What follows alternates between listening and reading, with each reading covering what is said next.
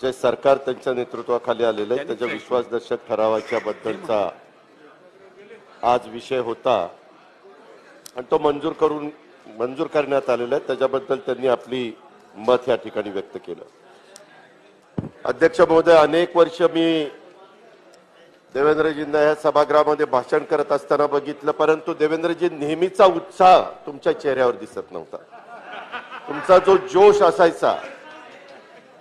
जोश असायचा मी मुख्यमंत्री असतानाही पाहिलं आणि तर विरोधी पक्ष नेते पण असताना पाहिलं। त्याच्यामध्ये सगळे पिन ड्रॉप सायलेन्स ठेवून ते तुमचं भाषण ऐकायचे। आज पण ज्यावेळेस आपण आज तुम्ही वकील आहात आणि वकिलीच्या पेशाने कसं हे योग्य आहे हे सांगण्याचा तुमचा प्रयत्न होता आणि कसं एकनाथराव शिंदेंनी आजपर्यंतची कारकीर्द ही दैदिप्यमान आहे हे पण सांगण्याचा प्रयत्न तुम्ही आता आपल्या भाषणामध्ये केला। खरं तर सभागृहाला मला सगळ्यांना एक गोष्ट माहिती द्यायची आहे की ह्यावेळेस जे काही विधिमंडळामध्ये आमदार निवडून आलेत त्या आमदारांच्या मध्ये जर सगळ्यात नशीबवान कोण असेल तर ते देवेंद्र फडणवीस आहेत। त्याचं कारण असं आहे की अजून 2.5 वर्षच झालीत, अजून पुढच्या 2.5 वर्ष बाकी आहेत, पण 2.5 वर्षात देवेंद्रजी मुख्यमंत्री पण झाले, उपमुख्यमंत्री पण झाले आणि विरोधी पक्ष नेते पण झाले। कुठलं पद काय 2.5 वर्षामध्ये ठेवलं नाही। सगळी महत्वाची पदं ही तुम्ही त्या ठिकाणी भूषवली। अध्यक्ष महोदय, खरं तर 30वे महाराष्ट्राचे मुख्यमंत्री म्हणून एकनाथराव शिंदे साहेबांनी जबाबदारी स्वीकारली। कुणाला वाटलंही नव्हतं की असं काहीतरी घडेल। स्वतः देवेंद्रजींनी बोलत असताना सातत्याने सांगितलं एक शिवसैनिक, एक शिवसैनिक, एक शिवसैनिक। का सारखं सांगावं लागतं? ते जर शिवसैनिक आहेत तर सतत तेच सांगण्याची वेळ का येते? याचा पण कुठेतरी आत्मचिंतन, आत्मपरीक्षण त्या बाबतीमध्ये झालं पाहिजे। एकंदरीतच ज्यावेळेस मुख्यमंत्री आणि उपमुख्यमंत्र्यांनी शपथ घेतली माझ्या माहितीप्रमाणे 30 जूनला आणि गोपनीयतेची शपथ घेतल्यानंतर राज्यपाल महोदयांनी 4 जुलैपर्यंत तुम्हाला विश्वासदर्शक ठराव मंजूर करून घेण्याचे निर्देश दिलेले होते आणि त्या पद्धतीने आजचा ठराव तुम्ही बहुमताच्या जोरावर मंजूर करून त्या ठिकाणी घेतलाय। आज आमची वेगळी भूमिका आहे कारण आम्ही विरोधी पक्षामध्ये आम्ही आमची भूमिका विरोधी मतदान करून त्या ठिकाणी व्यक्त केलेली आहे आणि लोकशाहीमध्ये हे चालतं। त्याच्यामध्ये सत्ता येते सत्ता जाते। मी नेहमी राज्यामध्ये फिरत असताना सांगतो ताम्रपट घेऊन कुणीच जन्माला आलेलं नाहीये आणि त्याच्यामुळं ह्या घटना घडत असतात। परंतु देवेंद्रजी, मी तुमचं भाषण फार बारकाईने ऐकत होतो। मला एक गोष्ट कळत नव्हती की तुम्ही इतकं एकनाथराव शिंदे साहेबांचं समर्थन करत होता, मग मागच्या टर्म मध्ये एकनाथराव शिंदे साहेब तुमच्या मंत्रिमंडळामध्ये जे होते त्यावेळेस फक्त रस्ते विकास महामंडळच खातं का त्यांना दिलं? ते एवढे कर्तृत्ववान होते? अजिबात नाही। जर नेता मोठा असला की खाती जास्त असतात। चंद्रकांत दादा पाटील तुम्हाला माहितीये, म्हणजे ज्याचं वजन असतं, जो नेता भारदस्त असतो। मुनगंटीवार साहेब, खरं आहे की नाही? तुमच्याकडे त्या ठिकाणी वन खातं होतं, वित्त होतं, नियोजन होतं, महसूल होतं, पीडब्ल्यूडी होतं, कृषी होतं, सहकार होतं, कितीतरी महत्वाची खाती होती। जर आजचे राज्याचे मुख्यमंत्री एकनाथराव शिंदे साहेब आपण सांगताय तेवढे सर्व गुण संपन्न त्यांच्यामध्ये सगळी पात्रता होती, तर तुम्ही फक्त एक छोटस रस्ते विकास महामंडळ की त्याच्यामध्ये जनतेशी संबंधच नव्हता, फक्त हायवे करायचे, समृद्धी महामार्ग करायचा, टनेल करायचे, कोस्टल रोड करायचे, एवढंच होतं। जनतेशी संबंधित असणारं कुठलं डिपार्टमेंट तुम्हाला वाटलं मुख्यमंत्री म्हणून चला माझा अधिकार आहे मी आणखीन एखादं डिपार्टमेंट त्यांना देतो? का नाही दिलं? याचा पण कुठेतरी विचार झाला पाहिजे। हे विचार म्हणजे महाराष्ट्र पण विचार करेल आणि तुम्ही पण त्याच्या संदर्भातला विचार त्या ठिकाणी केला पाहिजे। आज खरं तर बऱ्याचशा गोष्टी न्यायप्रविष्ट आहेत। काही जण असं बोलत होते की बाबा न्यायप्रविष्ट गोष्टी असताना 11 तारखेला सुप्रीम कोर्टामध्ये तारीख आहे. त्याच्या सुनावणीमध्ये सुप्रीम कोर्ट काय निर्णय द्यायचा तो देईल, तो त्यांचा अधिकार आहे. परंतु मग तोपर्यंत विश्वासदर्शक ठराव त्या ठिकाणी येण्याचं काही कारण होतं का? परंतु तुम्ही विश्वासदर्शक ठराव या निमित्तानं घेतला. कोर्टाची लढाई कोर्टामध्ये चालेल, विधिमंडळातली लढाई विधिमंडळामध्ये चालेल. त्या संदर्भामध्ये कुणाला आम्हाला काही जास्त सांगायचं नाही. परंतु एक गोष्ट खरी आहे की मुख्यमंत्री महोदयांनी शपथ घेतली ती असताना सदस्यांच्या अपात्रतेचं प्रकरण न्यायप्रविष्ट असताना ठराव इतक्या घाईमध्ये तसं आणण्याची गरज नव्हती असं काही तज्ञ देखील बोलून दाखवतात. परंतु अनेक गोष्टी लांबणीवर टाकण्याचं काम मागच्या काळामध्ये राज्यपाल महोदयांनी केलंय. मला आठवतंय आम्ही सरकारमध्ये 2.5 वर्ष असताना शिंदे साहेब आपणच एकत्र कितीदा तरी राज्यपाल महोदयांना भेटायला जायचो आणि बऱ्याचदा सगळे गेल्यानंतर तुम्हाला मला राज्यपाल थांबवायचे, काही गोष्टी सांगायचे तुम्हाला आठवत असेल. आणि त्याच्यातून 12 आमदारांच्या बद्दलचा पण निर्णय राज्यपाल महोदयांनी दिला नाही. आता तर इतकं तर्फेनी काम चाललेलं आहे. राज्यपाल महोदय एकदम ऍक्शन मोड मध्ये आलेले आहेत. वास्तविक ते महामहिम आहेत, परंतु इतकी ऍक्शन फास्ट व्हायला लागलेली आहे की मागच्या काळात 12च्या असणाऱ्या आमदारांची नावं देखील त्यांनी आतापर्यंत त्याला मान्यता त्या ठिकाणी दिली नाही. पटोले साहेबांनी ज्या वेळेस विधानसभा अध्यक्षपदाचा राजीनामा दिला त्याच्यानंतर गेले 1.25 वर्ष आम्ही सातत्य वेगवेगळ्या अधिवेशनाच्या मध्ये त्याच्यामध्ये आमच्या बरोबर एकनाथराव शिंदे साहेब पण होते, कारण ते मंत्रिमंडळातले एक सिनियर मंत्री होते. आम्ही जायचो, त्यांना म्हणायचो की आम्हाला तारीख द्या, आम्ही त्याच्याबद्दलचे कॅबिनेटला ठराव करायचो. परंतु अध्यक्षाची निवड शेवटपर्यंत नाही तर नाही लागली. आता मात्र अध्यक्षांची निवड ताबडतोब त्या ठिकाणी झाली.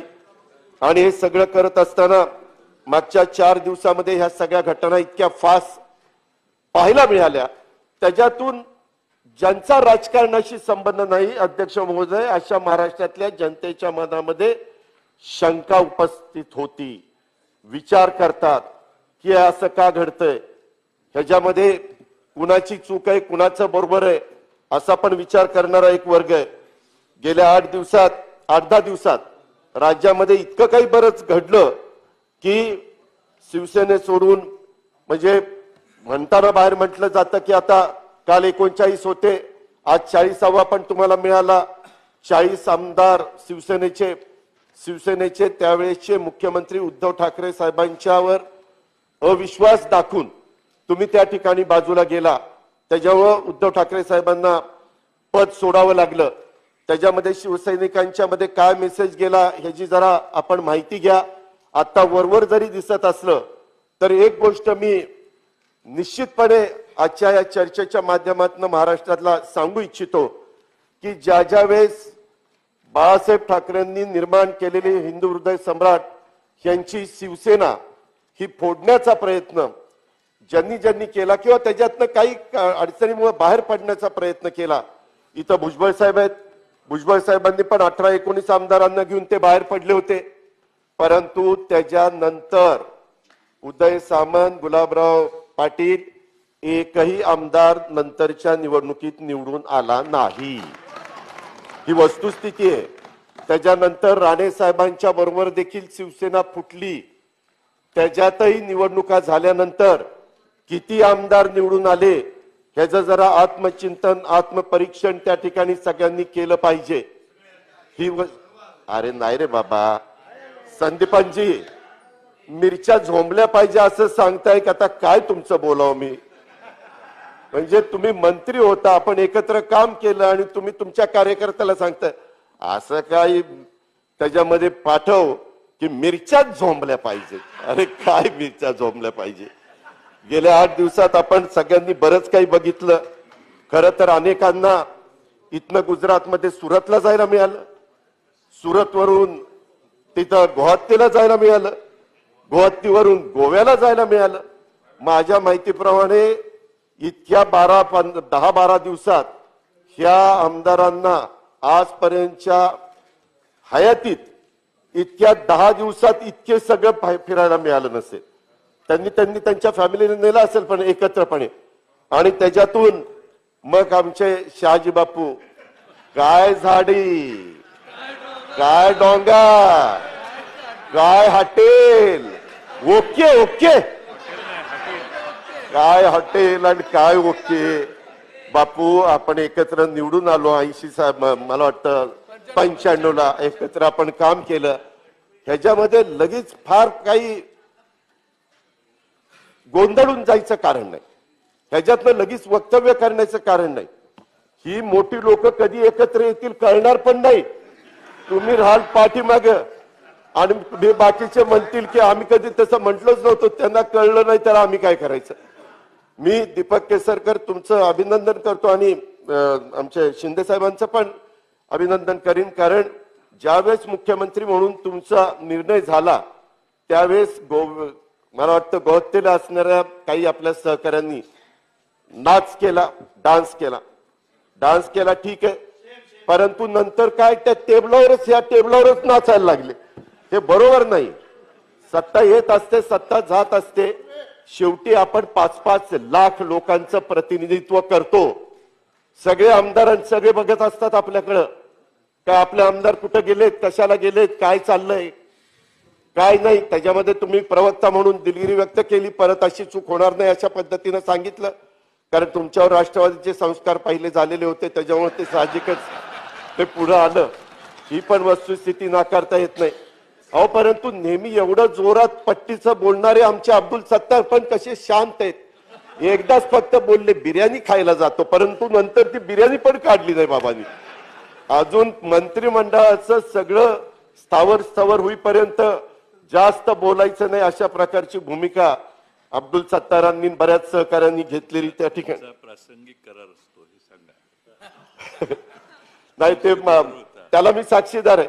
आम्ही दोघं जवळ बसलो होतो त्यावेळेस तुम्ही जाता जाता आम्हाला पण सांगितलं नाही सत्तार साहेब की आता इथून मी सुरतला चाललोय. सुरतला जायच्या आधी 2 तास आम्हाला दोघांना बसून गप्पा मारून गेलेत आमच्यापासून, अँटी चेंबर मध्ये बसून. ठीक आहे, हा ठीक आहे, तो तुमचा भाग आहे, तो तुमचा अधिकार आहे. तर प्रत्येकाला व्यक्ती स्वातंत्र्य, मत स्वातंत्र्य, त्याबद्दल मला काही बोलायचं नाही. परंतु एकंदरीतच मी एकनाथराव शिंदे साहेब, तुम्ही काल बोलत असताना आमच्या जयंत पाटील साहेबांनी पण काही मुद्दा उपस्थित केला होता. तुम्ही म्हणाला की मी उद्याच्याला बोलणार आहे. जरूर तुम्ही आता राज्याचे 13 कोटी जनतेचे मुख्यमंत्री म्हणून आजपासून विश्वासदर्शक ठराव पास केलेला आहे, त्याच्यावर कारभार त्या ठिकाणी पाहणार आहे. हा कारभार बघत असताना लोकांच्या खूप काही अपेक्षा आहेत. त्याच्यामध्ये किती काही झालं तरी तुम्हाला सातत्याने हिंदू हृदय सम्राट बाळासाहेब ठाकरे यांना दैवत मानूनच पुढे त्या ठिकाणी काम करावं लागणार आहे. परंतु हे सगळं काम करत असताना आत्ताचे शिवसेनेचे प्रमुख उद्धव ठाकरे साहेब जे आहेत ते उद्याच्याला सांगणार की बाबा माझी शिवसेना कोण आहे, त्याच्यात काय आहे, हे त्यांच्या पद्धतीने सांगणार. आणि शिवसैनिकांचं मी एक बघितलं, मी त्याचा उल्लेख मगाशी देवेंद्रजी तुम्ही बाहेर असताना केला, की शिवसेनेच्या नेत्याच्या बरोबर शिवसैनिक जात नाही, हा आजपर्यंतचा शिवसेनेचा इतिहास आहे. ही वस्तुस्थिती कुणी नाकारू शकत नाही. परंतु आता निवडणुका पुढे जिल्हा परिषद, तालुका पंचायत, नगरपालिका, महानगरपालिका, नगरपंचायतीच्या निवडणुका येतील, त्याच्यामध्ये आपल्याला सगळे चित्र त्या ठिकाणी पाहायला मिळेल. पण एका गोष्टीचं सगळ्यांना कुतूहल आहे, मगाशी देवेंद्र फडणवीस साहेबांनी ते सांगण्याचा प्रयत्न त्या ठिकाणी केला. परंतु एकंदरीत ज्यावेळेस भाजप आणि शिंदे साहेबांच्या बरोबर गेलेले 40 आमदार असं एकत्र सरकार करायचं ठरवलं, ते सरकार करत असताना मुख्यमंत्री म्हणून 106 आमदार असणारी व्यक्ती मुख्यमंत्री होत नाही, पण 40 आमदार असणारी व्यक्ती मुख्यमंत्री होते. ह्याच्यात निश्चितपणे काही काळबेरं आहे. मी आज तुम्हाला सांगतो, हे तुम्ही वाक्य लक्षात ठेवा, कारण उद्याच्याला शिवसेनेचे भाजपचे कुणी 105 आमदार ज्यावेळेस काही मंत्र्यांच्या कामाला जातील आणि ते एकनाथराव शिंदेशी संबंधित असणारे शिवसेनेचे कोणी मंत्री असतील तर त्यांना ते बोलायला पण मागे पुढे बघणार नाही. आमच्या 105 मुळे तुमचं मुख्यमंत्री पद आहे. हा मनुष्य स्वभाव आहे. तुम्ही कुणी काही म्हणा, काम करताना लोक काय काय बोलतात, डॉक्टर कशाला नाही म्हणताय, त्याच्या संदर्भामध्ये हा मनुष्य स्वभाव आहे, हे कोणी नाकारू शकत नाही. परंतु एकंदरीतच शिंदे साहेब, आपण एकत्र 2.5 वर्ष त्या ठिकाणी काम केलं. वास्तविक तसा तुमचा स्वभाव थोडासा शांत, जास्त न बोलणं अशा पद्धतीचा आहे. एक गोष्ट मात्र खरी आहे, ज्यावेळेस 3 पक्षाचं सरकार एकत्र येत असताना काँग्रेसचे नेते, राष्ट्रवादीचे नेते आणि शिवसेनेचे नेते चर्चा करत होते, त्यावेळेस अशी चर्चा लोकांच्या मध्ये होती की शिवसेनेचे मुख्यमंत्री म्हणून आघाडीचे एकनाथराव शिंदे साहेबांचंच नाव तिथं त्या ठिकाणी येईल, अशा पद्धतीनं त्यावेळेसचं वातावरण होतं. परंतु नंतर सगळ्यांनीच ते स्वतः उद्धवजींना आग्रह केल्यामुळं उद्धवजींनी ती जबाबदारी त्या ठिकाणी स्वीकारली. वास्तविक बऱ्याच जणांना असं वाटत होतं की उद्धवजी ती जबाबदारी स्वीकारतील का नाही स्वीकारतील, आणि त्याच्यानंतरच्या काळामध्ये ह्या सगळ्या गोष्टी त्या ठिकाणी घडल्या. काय घडल्या, कशामुळे घडल्या मला माहित नाही, परंतु मला एकनाथराव शिंदे साहेबांच्या एक गोष्ट लक्षात आणून द्यायची की एकंदरीतच आपण ज्यांच्या बरोबर त्या ठिकाणी गेलेला आहात ते पाहिल्यानंतर तुम्ही भाजपची ज्यावेळेस स्थापना झाली, मला वाटतं 1980 साली, त्यावेळेस पासून भाजपने शिवसेनेची मदत घेऊन हळूहळू टप्प्याटप्प्याने पक्ष वाढवत नेला. 80ला 14 आमदार भाजपचे होते, 95ला 16 झाले, 90ला 16 वरून 42 झाले, 95ला 42 वरून 65 झाले, 99ला परत ते 56 झाले, 2004ला 54 झाले, 2009ला 46 झाले आणि 2014ला वेगवेगळ्या निवडणुका 4 प्रमुख पक्षांनी लढल्या, काँग्रेस, राष्ट्रवादी काँग्रेस, भाजप आणि शिवसेना. त्यावेळेस मात्र 122 आमदार भारतीय जनता पक्षाचे त्या ठिकाणी निवडून आले आणि आता 105 आमदार कालच्या 2019ला निवडून आलेलं चित्र आपण त्या ठिकाणी बघितलं. एकंदरीतच शिवसेनेच्या सोबत राहून भाजपने त्यांची ताकद वाढवण्याचं काम केलं. प्रत्येक जण आपापल्या पक्षाची ताकद वाढवण्याचं काम त्या ठिकाणी करत असतो, त्याच्यामध्ये वेगळं काही नाहीये. शेवटी आघाडी असली तरी आता पण शिंदे साहेब त्यांच्या ग्रुप वाढवण्याचा, त्यांची ताकद वाढवण्याचा प्रयत्न करणार, त्यांच्या विचाराच्या लोकांची, आणि देवेंद्र फडणवीस साहेब भाजप वाढवण्याचा प्रयत्न करणार. परंतु शिंदे साहेब, मी आजपर्यंत महाराष्ट्रातल्या लोकांना कोणाला बोललो नव्हतो, परंतु आज मला सांगायचंय, तिकडं गेल्यानंतर ही अनैसर्गिक युती आणि काँग्रेस आणि राष्ट्रवादीने, विशेषतः राष्ट्रवादीनं आमच्यावर अन्याय केला, आमच्यावर अन्याय केला, आमच्यावर अन्याय केला, अशा पद्धतीचा पाढा वाचण्याचं काम अनेकांनी केलं. वास्तविक देवेंद्रजी, चंद्रकांत दादा, सुधीरजी, बबनराव, हरिभाऊ नाईक साहेब, तुम्ही सगळ्यांनी, तुम्हाला माहिती आहे, गिरीशजी, अशोक शेलार साहेब, मी काम करत असताना असा भेदभाव सहसा कधीच करत नाही.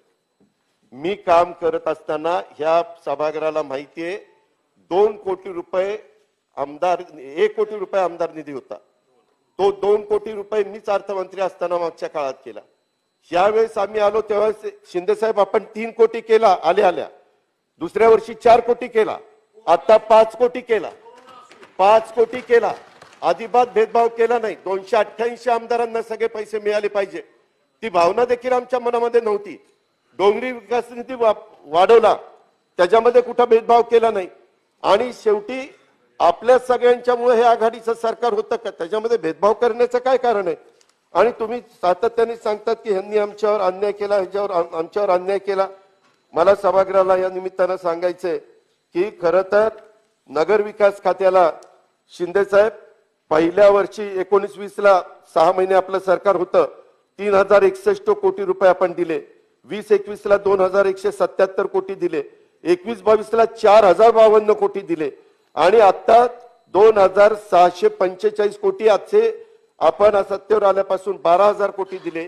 शिंदे साहेब, त्या दिवशी तुमचं माझं बोलणं झालं होतं, आपण खासगीत ते बोलत होतो की बाबा अजून मला निधी पाहिजे. मी म्हणालो होतो की 18 तारखेच्या पुरवणी मागण्यामध्ये निश्चितपणे शिंदे साहेब अजून नगर विकासला 1000 कोटी रुपये निधी देण्याच्या बद्दलचं मी तुम्हाला सांगितलेलं होतं. आपल्या दोघांचीच अँटी चेंबरमध्ये चर्चा झाली. मी सभागृहाला आणि महाराष्ट्राला सांगायचं, मी अजिबात भेदभाव करणारा माणूस नाही. कारण शेवटी राज्य चालवायचं असताना सगळ्यांनाच आपापल्या परीने निधी लागत असतो आणि त्या पद्धतीनं नगर विकास खात्याला पण निधी दिला, पर्यटन खात्याला पण निधी दिला, कुठल्याच खात्याला. आणि देवेंद्रजी, तुम्ही मुख्यमंत्री होता, शेवटी मुख्यमंत्री असतात तेच फायनल शेवटी हात फिरवतात ना बजेटवर किंवा कुठल्याही विभागावर. ही तर वस्तुस्थिती आहे. आणि याच्यातून असं काही सांगण्यात आलं की आम्ही राष्ट्रवादीमुळं आम्हाला अशा पद्धतीचा निर्णय. आता शिवभोजन केंद्राचं वाटप ह्याच्यात पण संजय राठोड ह्या सगळ्यांनी मिळून जी काही शिफारस केली त्याच्यामध्ये 1200 शिवभोजन केंद्र मंजूर केली. त्याच्यातली 401 केंद्र शिवसेना पक्षाच्या आमदार खासदारांच्या शिफारसीवरून मंजूर झालेली. कुठं भेदभाव केला? कुठं भेदभाव केला? भुजबळ साहेब हे बरोबर आहे की नाही? अहो शिफारसीनं अहो उद्याच्याला तुम्ही आता मंत्री झाल्यावर तुम्ही काय एक मिनिट पक्षाच्या मुळे नाही मी म्हणलं. आमदार जो लोकप्रतिनिधी आहे लोकप्रतिनिधींच्या शिफारसीनं आपण अनेक जण आपल्या आपल्या शिफारसी करत असतो. तशा पद्धतीनं भाजप शिफारस करते, शिवसेना शिफारस करते, काँग्रेस शिफारस करते, राष्ट्रवादी शिफारस करते. याच्यात वेगळं काही मी सांगितलेलं नाही. अध्यक्ष महोदय, त्याच्यामध्ये गेल्या शिवसेना आमदारांना एकनाथ शिंदे साहेबांना 366 कोटी रुपयाचा निधी त्यांच्या मतदारसंघात दिला. संदीपान बुमरांना 167 कोटी. उदय सामंत तुम्हाला 221 कोटी रुपये दिला. उदयजी, ज्या ज्या वेळेस तुम्ही माझ्याकडे आला मी कधी तुम्हाला मोकळ्या हाताने परत पाठवलं नाही. आपण रत्नागिरीमध्ये पण कार्यक्रम घेतले. मी उलट तुम्हाला म्हणायचो करा, आपण करूया, सगळे मिळून करूया. कधी त्याच्या संदर्भातला भेदभाव केला नाही. दादाजी भुसे 306 कोटी, गुलाबराव पाटील 309 कोटी. दादाजी तुमचं तर ऍग्रिकल्चरचं काम 750 कोटीचं शेवटी आपण सगळ्यांनी केलं. अर्थात ते गरजेचं होतं, केलं, उपकार केले नाही, परंतु कधी आपण एकमेकाच्या मध्ये अंतर पडून दिलं नाही. शंभूराजे देसाई 294 कोटी, अब्दुल सत्तार 206 कोटी, अनिल बाबर 186, महेश शिंदे 170, शहाजीराव 151 कोटी, महेंद्र थोरवे 154 कोटी. अशी यादी आहे. सांगायचं तात्पर्य की ज्या पद्धतीनं तुम्ही महाराष्ट्रामध्ये असं एक दाखवण्याचा प्रयत्न केला की राष्ट्रवादी काँग्रेसकडे अर्थ विभाग असताना अर्थ विभागाच्या बद्दल नुसतं तुम्हीच काही बोलला नाही, काही आमच्या काँग्रेसचे पण मातब्बर नेत्यांनी पण त्याच्यातनं आमच्यावर आरोप त्या ठिकाणी केले. पण मी तिथं जास्त काही बोललो नाही की कुठं त्यांनी आरेला आरे म्हणायचं, आपण काळे म्हणायचं, अशा पद्धतीनं मला वाद त्या ठिकाणी वाढवायचा नव्हता. मला या निमित्ताने एवढंच सांगायचं की ठीक आहे, तुम्हाला वाटत होतं ते अनैसर्गिक आघाडी झाली किंवा अमुक झालं तमुक झालं, त्याला वेगळी काही कारणं असू शकतात, परंतु कारण नसताना राष्ट्रवादी काँग्रेस पक्षाला महाराष्ट्रामध्ये ह्या निमित्तानं बदनाम करण्याचा जे काही मधल्या काळामध्ये घडलं ते लोकांनी मनातनं काढून टाकावं, एवढीच ह्या संदर्भातली माझी आग्रही भूमिका आहे. ही पण गोष्ट मला आपल्या सगळ्यांच्या लक्षामध्ये आणून द्यायची. अध्यक्ष महोदय, आज राज्याचे मुख्यमंत्री म्हणून एकनाथराव शिंदे आमच्या सातारा जिल्ह्यातलेच आहेत, ग्रामीण भागातले आहेत. अतिशय तळापासून म्हणजे रिक्षा चालकापासून इथपर्यंत पल्ला गाठणं हे येड्या गबाळ्याचं काम नाही, हे अख्ख्या महाराष्ट्रालाही समजते. हे निश्चितपणे कौतुकास्पद आहे, त्याच्याबद्दल दुमत असायचं काही कारण नाही. परंतु हे सगळं मिळवत असताना, हे सगळं घेत असताना त्याच्यातनं तुमचे नेते उद्धव ठाकरे साहेबांना विश्वासामध्ये घेऊन ह्या सगळ्या गोष्टी केल्या असत्या तर त्याच्यातनं एक वेगळं समाधान सगळ्यांना त्या ठिकाणी पाहायला मिळालं असतं. हे मला आपल्याला आवर्जून लक्षामध्ये आणून द्यायचं. अधिक बोलून मी आपला सगळ्यांचा जास्त वेळ घेत नाही, परंतु एकंदरीतच इथून पुढच्या वाटचालीमध्ये आम्ही काम करत असताना चांगल्या कामाच्या बाबतीमध्ये शिंदे साहेब, देवेंद्र फडणवीस साहेब, मी दोघांना सांगू इच्छितो की आमचं सगळ्यांचं सहकार्यच राहील, परंतु जिथं कुठं राज्याचं हित पाहिलं जाणार नाही, जिथं कुठं लोकांवर अन्याय होत असेल त्या पण बाबी आम्ही विरोधक म्हणून तुमच्या सगळ्यांच्या लक्षामध्ये आणून देण्याचं काम करू. मगाशी देवेंद्रजी तुम्ही सांगितलं तसं आपले यशवंतराव चव्हाण सुसंस्कृत होते, सातारा जिल्ह्यातले होते, त्यांनी एक वेगळ्या प्रकारची परंपरा आपल्या महाराष्ट्राला दिलेली आहे. त्या परंपरा पुढेही आपल्याला सगळ्यांना चालवत ठेवायच्या आहेत. ठीक आहे, राजकीय मतांतर असू शकतं, राजकीय भूमिका तुमची माझी वेगळी असू शकते, आपली आयडिओलॉजी वेगवेगळी असू शकते, परंतु राज्याच्या सर्वांगीण विकासाच्या दृष्टिकोनातनं इथून पुढच्या काळामध्ये काम करत असताना आमची विरोधक म्हणून आमची भूमिका पार पाडण्याच्या करता कुठंच कमी पडणार नाही अशा प्रकारची ग्वाही मी ह्या निमित्तानं महाराष्ट्रातल्या जनतेलाही देऊ शकतो आणि सभागृहालाही देऊ इच्छितो. आणि एकंदरीतच आज आता तुम्ही विश्वासदर्शक ठराव मंजूर करून घेतलेला आहे बहुमताच्या जोरावर. त्याच्या संदर्भामध्ये मी देखील वैयक्तिक आपलं मनापासून अभिनंदन करतो, मनापासून कौतुक करतो. तुम्हाला भावी वाटचालीच्या करता हार्दिक शुभेच्छा देतो आणि माझे 2 शब्द माननीय संपवतो. थोरात साहेब.